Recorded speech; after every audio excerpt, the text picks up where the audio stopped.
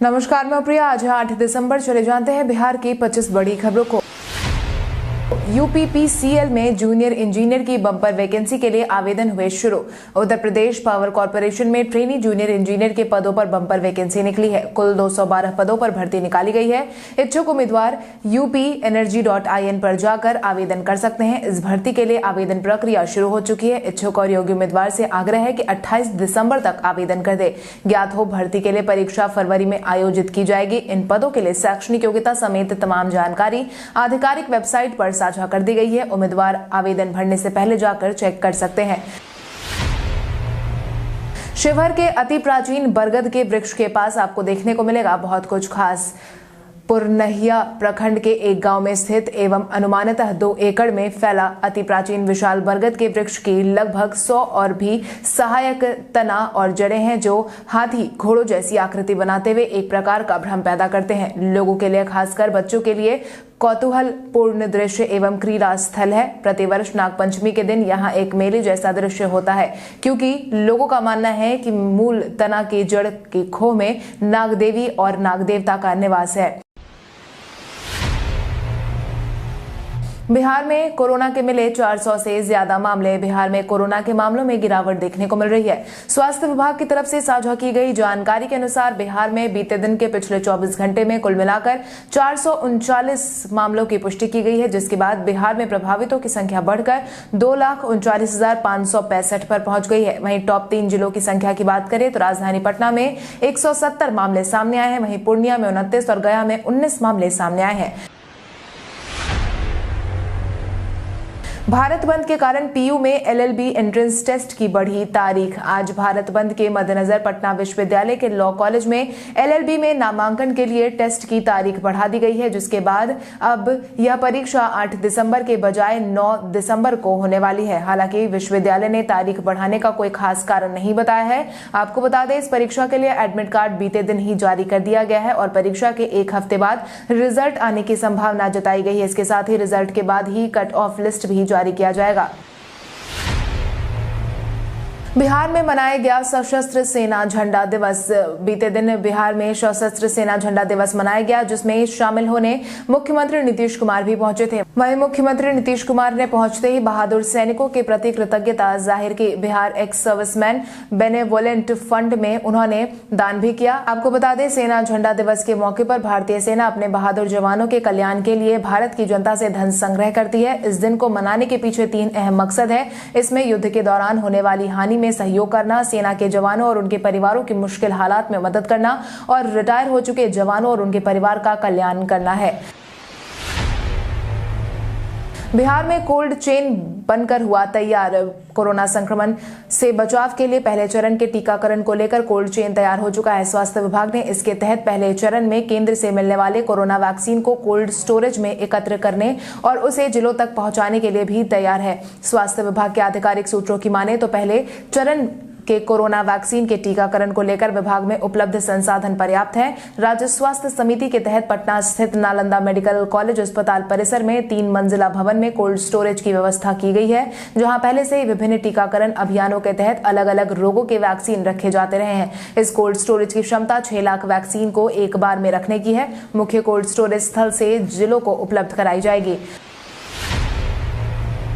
भारत बंद को सफल बनाने के लिए नए रूटों पर मोर्चा संभालने की शुरू हुई पहल। कृषि कानून को लेकर आज किसान संगठनों ने भारत बंद का आह्वान किया है। वहीं किसानों की तरफ से बुलाए गए बंद को वाम दलों के अलावा कांग्रेस, रालोसपा और अन्य कई दलों की तरफ से भी समर्थन मिला है। वहीं अब भारत को बंद कराने को लेकर कई पार्टियों ने अलग अलग मोर्चा संभालने की जिम्मेदारी ली है। ऐसे में समूचे भारत में इसका व्यापक असर भी देखने को मिलने वाला है। उम्मीद जताई जा रही है कि बंद को सफल बनाने के लिए सबसे ज्यादा जोर सड़क और रेल मार्ग को अवरुद्ध करने को लेकर होने वाला है।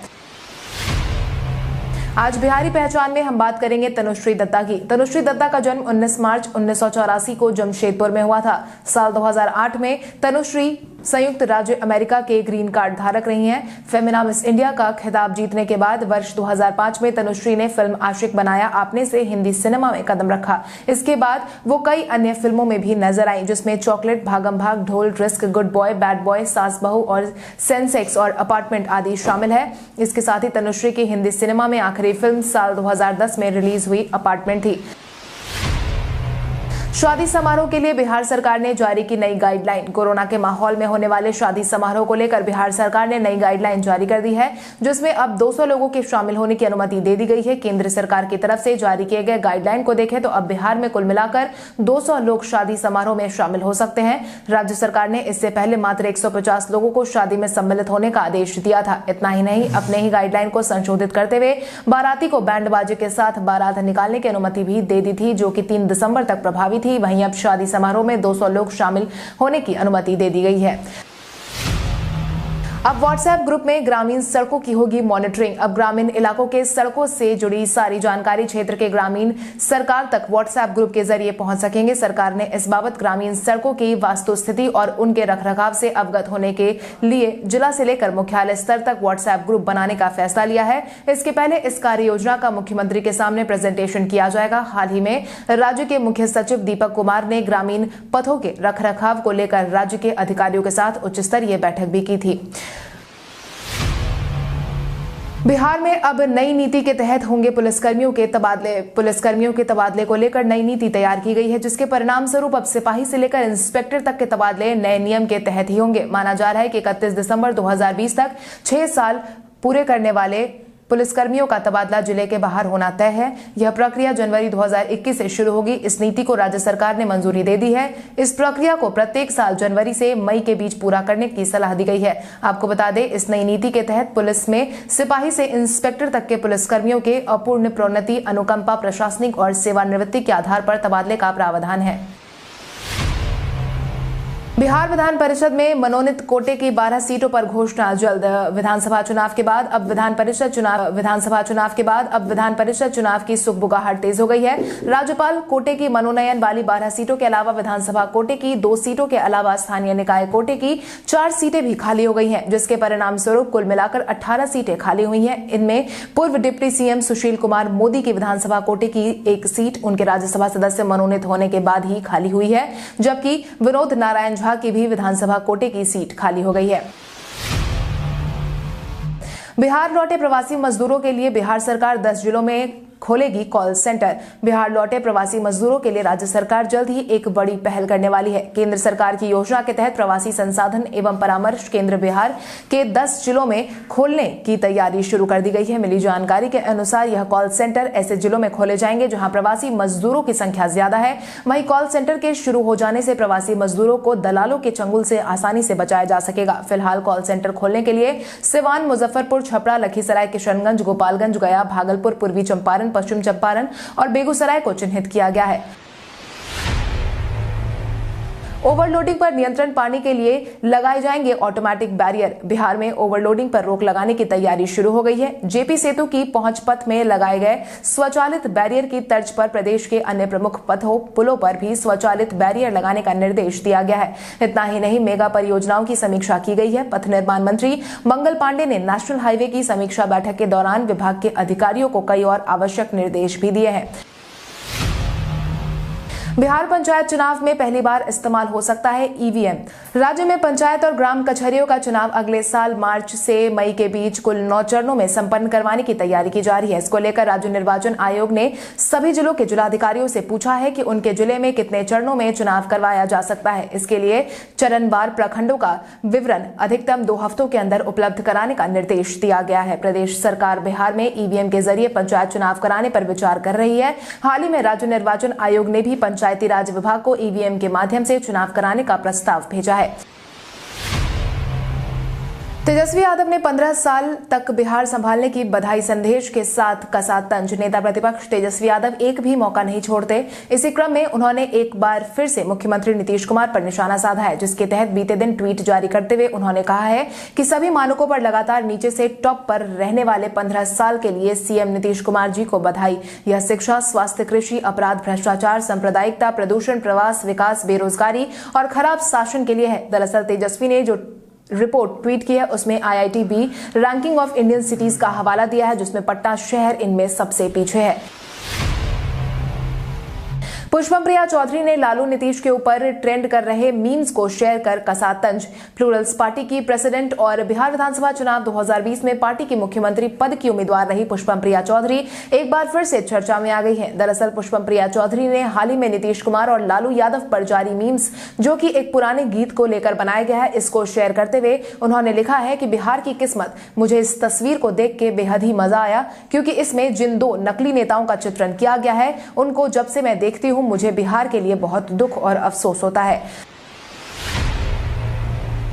राबड़ी देवी ने की बिहार वासियों से जरूरी काम पर ही बाहर निकलने की अपील। बिहार में बिगड़ी कानून व्यवस्था को लेकर सरकार अब सख्ती से पेश आ रही है। इस मामले में विपक्ष लगातार नीतीश कुमार की सरकार पर निशाना साध रही है। वहीं अब पूर्व मुख्यमंत्री राबड़ी देवी ने भी निशाना साधा है, जिसके तहत उन्होंने कहा है कि बिहार में महाजंगल राज के महाराजा द्वारा मनोनीत दागियों का तांडव राज है। आमजन सावधानी पूर्वक अति जरूरी काम से ही घर से बाहर निकले। सत्ता संरक्षित संगठित लोग कभी भी आपकी जान ले सकते हैं। जनहित में जारी।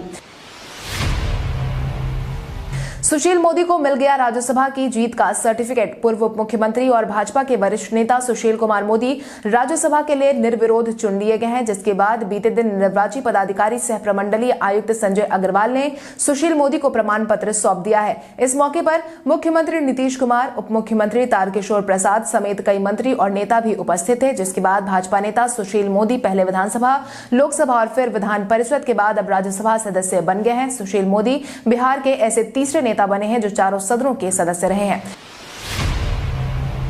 बिहार में शिक्षा की गुणवत्ता सुधारने की पहल हुई शुरू। बिहार में शिक्षा व्यवस्था को दुरुस्त करने की तैयारी शुरू हो गई है। बिहार के प्रारंभिक, माध्यमिक और उच्च माध्यमिक विद्यालयों के संचालन के लिए नई कार्य योजना पर काम शुरू हो गया है। इसको लेकर हाल ही में शिक्षा मंत्री डॉक्टर अशोक चौधरी द्वारा समीक्षा बैठक में नए सिरे से कार्य योजना बनाने का निर्देश दिया गया था, जो आने वाले समय में नई शिक्षा नीति के मानकों पर भी खरी उतरी। इस पर शिक्षा विभाग के प्रधान सचिव संजय कुमार ने अमल करते हुए पढ़ाई लिखाई की गुणवत्ता सुधारने का जिम्मा अन्य अधिकारियों को सौंप दिया है। भारत के इतिहास में आज की तारीख कई कारणों से है दर्ज। भारत की पारंपरिक जैव संपदा नीम, हल्दी और जामुन के बाद गौमूत्र को 2002 में संयुक्त राज्य अमेरिका ने पेटेंट किया था। वसुंधरा राजे 2003 में सिंधिया राजस्थान के मुख्यमंत्री पद पर आज ही के दिन आसीन हुई थी। उमा भारती 2003 में मध्य प्रदेश के मुख्यमंत्री पद पर आज ही के दिन आसीन हुई थी। पंजाब के वर्तमान मुख्यमंत्री प्रकाश सिंह बादल का जन्म 1927 में आज ही के दिन हुआ था। भारतीय अभिनेता धर्मेंद्र का जन्म 1935 में आज ही के दिन हुआ था। भारतीय अभिनेत्री शर्मिला टैगोर का जन्म 1946 में हुआ था। भारतीय स्वतंत्रता संग्राम के महान क्रांतिकारी भाई परमानंद ने 1947 में दुनिया को अलविदा कह दिया था। भज्जी ने इस भारतीय खिलाड़ी को बताया आंद्रे रसेल से भी हावी। हाल ही में भारत और ऑस्ट्रेलिया के बीच खेले गए दूसरे T20 में भारत को जीत मिली है। वहीं इसके साथ ही भारत यह सीरीज जीत चुका है। हालांकि इस मैच में हार्दिक पांड्या के नाम की चर्चा खूब हो रही है। जहीर खान के बाद अब हरभजन सिंह ने भी हार्दिक पांड्या की तारीफ की है, जिसके तहत भारतीय टीम इंडिया के सीनियर स्पिनर हरभजन सिंह ने पांड्या की जमकर तारीफ करते हुए कहा है कि कॉन्फिडेंस हर दिन के साथ बढ़ रहा है। वो ऐसा खिलाड़ी है जो टीम इंडिया के लिए पूरी तरह से फिनिशर बन चुका है। वो रसेल जैसे अच्छा है या उससे बेहतर है, मैं कहूंगा। कोरोना पॉजिटिव पाए जाने के बाद वरुण ने शेयर किया एक पोस्ट। कोरोना के माहौल में शूटिंग पर वापस लौटे सेलिब्रिटीज में से कई लोगों की कोरोना रिपोर्ट पॉजिटिव आने की खबर सामने आई है। इसी बीच वरुण धवन की कोरोना रिपोर्ट भी हाल ही में पॉजिटिव आई थी, जिसके बाद उन्होंने हाल ही में अपना एक्सपीरियंस शेयर किया है, जिसके तहत उन्होंने इंस्टाग्राम पर एक तस्वीर शेयर करते हुए लिखा कि जब मैं कोविड-19 के दौर में काम करने के लिए लौटा तो कोविड-19 था। प्रोडक्शन द्वारा सभी सावधानियां बरती गई, लेकिन फिर भी लाइफ में कुछ भी निश्चित नहीं है, खास तौर से कोरोना तो बिल्कुल नहीं। तो कृपया एक्स्ट्रा सावधान रहें। मुझे विश्वास है कि मैं ज्यादा सतर्क हो सकता था। गूगल ने दी जीमेल, ड्राइव और फोटो यूजर को वार्निंग। जीमेल, गूगल फोटोज और गूगल ड्राइव का इस्तेमाल करने वाले यूजर के लिए अहम सूचना। गूगल ने हाल ही में अपने यूजर को चेतावनी देनी शुरू कर दी है और अगर वो कंपनी के नए नियम का पालन नहीं करते हैं तो उनके जीमेल, गूगल फोटोज और गूगल ड्राइव कंटेंट को डिलीट भी किया जा सकता है। गूगल ने यह नया अलर्ट एक ईमेल में इश्यू किया है, जिसमें कहा गया है कि गूगल की नई स्टोरेज पॉलिसीज अगले साल से लागू होगी। express.co.uk की रिपोर्ट के मुताबिक जो यूजर गूगल की नई पॉलिसीज को फॉलो नहीं करेंगे, उनके प्राइवेट कंटेंट को गूगल के सर्वर से डिलीट किया जा सकता है। अब आइए जानते हैं सराफा बाजार और पेट्रोल डीजल के क्या थे भाव। अगर हम सराफा बाजार की बात करें तो सोने का भाव 7 दिसंबर को 22 कैरेट के लिए प्रति 10 ग्राम 48,350 रुपए था। वहीं 24 कैरेट के लिए प्रति 10 ग्राम 49,350 रुपए था। इसके अलावा अगर हम चांदी की बात करें तो चांदी का भाव प्रति किलो 63,910 रुपए था। इसके अलावा राजधानी पटना में पेट्रोल की कीमत 85.42 रुपए प्रति लीटर थी। वहीं डीजल 76.19 रुपए प्रति लीटर था। कल हमारे द्वारा पूछे गए सवाल का जवाब आप में से बहुत सारे यूजर ने हमें कमेंट करके दिया था। उसके लिए आपका बहुत बहुत धन्यवाद। आप में से जिन यूजर का कमेंट हमें अच्छा लगा है उनके नाम है उदेश कुमार, कुलवंत सिंह, मनीष मोहरा, कलेश्वर पांडे, प्रभात कुमार, नीतीश कुमार, असलम राज, कालेश्वर पांडे, राजन कुमार, अंकेश सिंह, अनामिका कुमारी, भाई धनजी पहलवान, रंजीत कुमार, संजीव गेमिंग, अनिल कुमार, गजाला परवीन, कुलवंत सिंह, राकेश रावत। इसके अलावा हमारी टीम को और भी लोगों के जवाब अच्छे लगे हैं, मगर समय के अभाव के कारण हम उनका नाम नहीं ले पाए। लेकिन आप हमारे सवालों का जवाब देते रहे, हम कल आपका नाम लेने की पूरी कोशिश करेंगे। तो चलिए बढ़ते हैं आज के सवाल की ओर। आज का सवाल कुछ इस प्रकार है। आपके अनुसार किसान बिल का विरोध करने सड़कों पर उतरे किसानों की तरफ से बुलाया गया भारत बंद का फैसला सही है या नहीं? अपने जवाब हमें कमेंट करके जरूर बताएं। इसके साथ ही आज के लिए बस इतना ही। अगर आप ये वीडियो हमारा यूट्यूब पर देख रहे हैं तो हमारे चैनल को सब्सक्राइब करें और बेल आइकॉन दबाना ना भूलें। और अगर आप ये वीडियो हमारा फेसबुक पर देख रहे हैं तो इस वीडियो को लाइक करें और ज्यादा से ज्यादा शेयर करें। धन्यवाद।